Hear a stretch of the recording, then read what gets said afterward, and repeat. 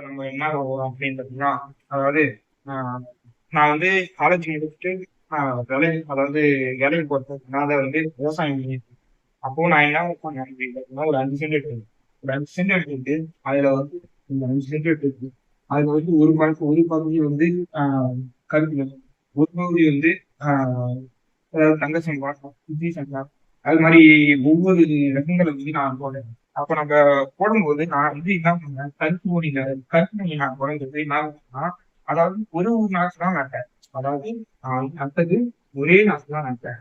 அது என்ன ஆயிடுச்சு, நல்ல வேர் வளர்ச்சி ஆகி என்ன ஆச்சுன்னா, அது வந்து ஒரு பூ நல்லா வச்சுது. அதாவது எத்தன பூன்னா, ஒரு 40 பூ கிட்ட வச்சு. அது நான் ஒரு வீடியோல அதாவது 40 பூ வெடிச்சு. அப்போ அந்த அதாவது விதைகளே பேராயி அப்பதான் நான் பார்த்தேன். அப்போ அந்த ஒரு விதை ஒரு விதை வந்து அதாவது பல்லாயிரக்கணக்கான விதைகளை வந்து போஸ்ட் பண்ண வைக்கும். அப்போ அந்த விதை வந்து நல்ல ஒரு தரமான விதையா இருந்ததுன்னா கண்டிப்பா வந்து நல்ல விதை நாற்று நடைமுறையை வந்து கண்டேன்.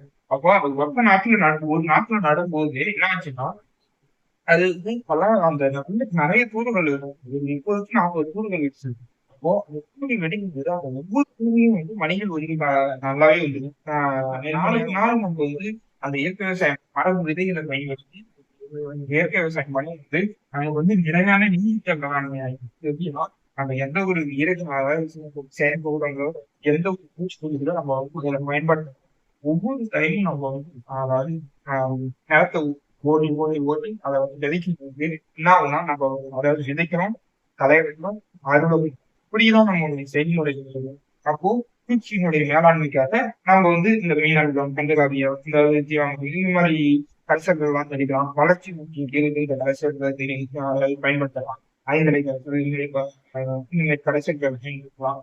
இப்படி பயன்படுத்தும் போது நமக்கு வந்து நல்லாவே வளர்ச்சி கடையில கிடைக்கிற விதைகளை வந்து பயன்படுத்தினீங்கன்னா என்ன ஆகும் அப்படின்னு பார்த்தீங்கன்னா வரும், அதாவது வளரும். ஆனா அந்த அளவுக்கு வந்து நீங்க உர தேவையை வந்து அதிகமா இருக்குது. அதாவது இப்ப நீங்க வந்து கடையில கிடைக்கிற சொல்ற என்பிகே அப்படின்ற நைட்ரஜன், பொட்டாசியம், அதுல இது எல்லாமே வந்து அதிகமா அந்த கடையில கிடைக்கிற உரங்கள் அதாவது விதைகளுக்கு தேவைப்படும். அப்படிங்கும்போது அதை வந்து பயன்படுத்துறதை தவிர நீங்க வந்து இந்த அதாவது மரபு விதைகள் அதாவது மரபு விதைகளை பயன்படுத்தி நல்லாவே வந்து உங்களுக்கு வந்து பெனிஃபிட்ஸ்னா அதாவது பயன்கள் நல்லாவே இருக்கு. அதனுடைய வந்து அதை வந்து நீங்க வந்து நேரடியா வந்து இந்த ஆன்லைன் மார்க்கெட்டிங் மூலமா ஆன்லைன் தளங்கள் மூலமா நீங்க வச்சுக்கிட்டு நல்லாவே நீங்க வந்து ஏர்ன் பண்ணலாம். அதனால வந்து மரபு விதைகளை பயன்படுத்துங்க. அதாவது நிலையான நீடித்த வேளாண்மை